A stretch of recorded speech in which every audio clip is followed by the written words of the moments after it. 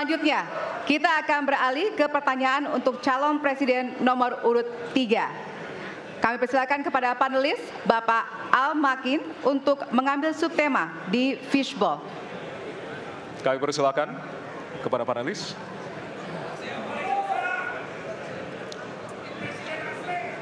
Ya, dibuka terlebih dahulu, Pak.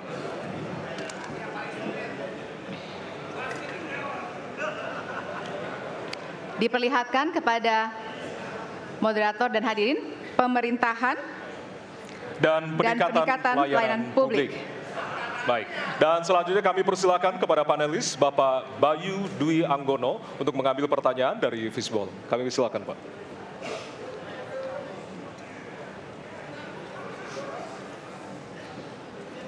Bisa ditunjukkan amplop C.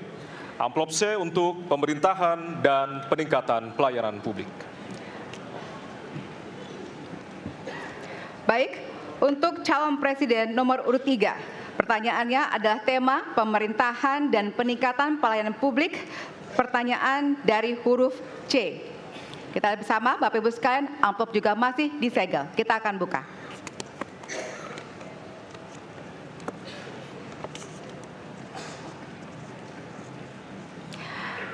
Indeks pelayanan publik di Indonesia stagnan.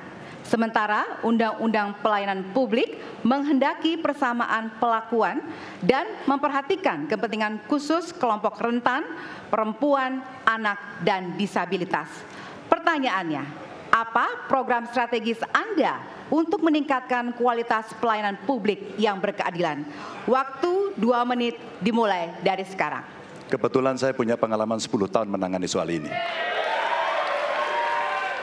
Mengajak mereka berpartisipasi sejak awal, satu, menghadirkan dalam setiap musrenbang kelompok perempuan, penyandang disabilitas, anak-anak, kelompok rentan yang lain termasuk orang tua. Kenapa? Agar pengambil keputusan mereka aware, mereka peduli apa yang mereka rasakan.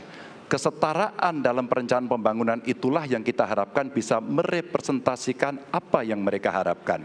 Sehingga fisiknya kalau bangun, mereka paham mana yang akan menggunakan, sehingga tidak ada lagi protes pada soal itu.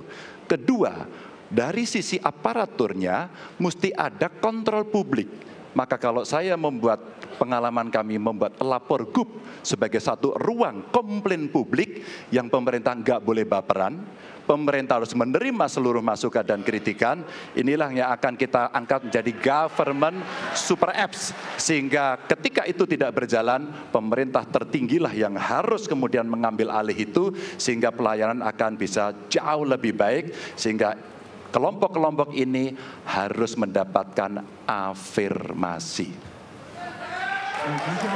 Pak Ganjar, masih ada waktu? Cukup. Baik. Cukup. Baik, terima kasih. Ya, dan kami persilakan kepada calon presiden nomor urut 1 untuk menanggapi jawaban dari calon presiden nomor urut 3. Waktu Anda 1 menit dimulai dari sekarang, Pak. Prioritaskan pada pelayanan mereka yang rentan. 1, penyandang disabilitas. 2, perempuan, terutama ibu hamil. 3, anak-anak dan lansia. Itu prioritas. Kemudian pelayanannya. Buatkan pelayanan yang transparan dan terukur. Pelayanan pemerintah itu tidak ada yang baru. Semua yang dilayani pemerintah itu hal yang berulang. Jadi kalau disebut masalah itu pasti pernah terjadi sebelumnya. Pasti berulang. Lalu apa yang dikerjakan? Kami buat ketika dulu di Jakarta namanya Jaki. Jaki adalah sebuah super apps yang membuat setiap pelayanan ada ukurannya. Contoh, bila lapor pohon tumbang, maka kami memberikan arahan kepada jajaran berapa jam harus beres. Ketika dikatakan ada laporan tentang peristiwa X, maka berapa waktunya harus beres. Semua ukuran pelayanan dibuat transparan. Lalu publik yang melapor tahu persis, saya lapor kapan, harus selesai kapan. Dengan begitu standarisasi akan bisa terjadi. Terima kasih. Baik. Terima kasih atas tanggapannya. Silahkan kepada calon presiden nomor urut 2 untuk menanggapi jawaban calon presiden nomor urut 3. Waktunya 1 menit dari sekarang. Menurut pandangan saya, kelompok rentan itu juga termasuk para petani dan nelayan. Dan yang saya dapat setelah saya keliling, khususnya di Jawa Tengah, Pak Ganjar, petani-petani di situ sangat sulit dapat pupuk.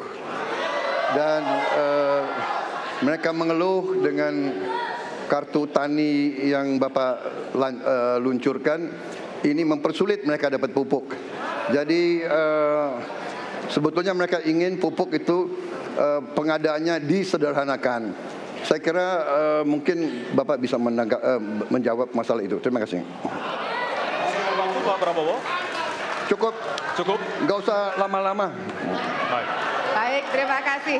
Dan selanjutnya kami persilakan kepada calon presiden nomor urut 3 untuk merespon tanggapan dari kedua calon presiden lainnya. Waktu Bapak 1 menit dimulai dari sekarang. Terima kasih. Jadi menggunakan teknologi yang disampaikan Mas Ani sudah betul. Rupanya kita sama pada soal itu. Tapi untuk Pak Prabowo saya harus mengingatkan Pak, pupuk langka terjadi di Papua Pak. Pupuk langka terjadi di Sumatera Utara Pak. Pupuk langka terjadi di NTT, NTB, Kalimantan Timur termasuk bensin. Mungkin Bapak sedikit agak lupa untuk saya bisa mengingatkan karena Bapak pernah menjadi ketua HKTI. Pak, data petani kita tidak pernah beres. Maka kalau kemudian satu data petani itu bisa kita kelola, maka distribusi pupuknya harus bisa sampai dan tepat sasaran. Pada saat yang sama, kuota pupuk tidak boleh dibatasi. Maka ini yang saya telepon langsung kepada Pak Wapres saat itu. Pak Wapres, please, kasih tambahan. Kalau tidak cukup. Dan ini terjadi di seluruh Indonesia. Maka inilah mesti kita kerjakan nanti.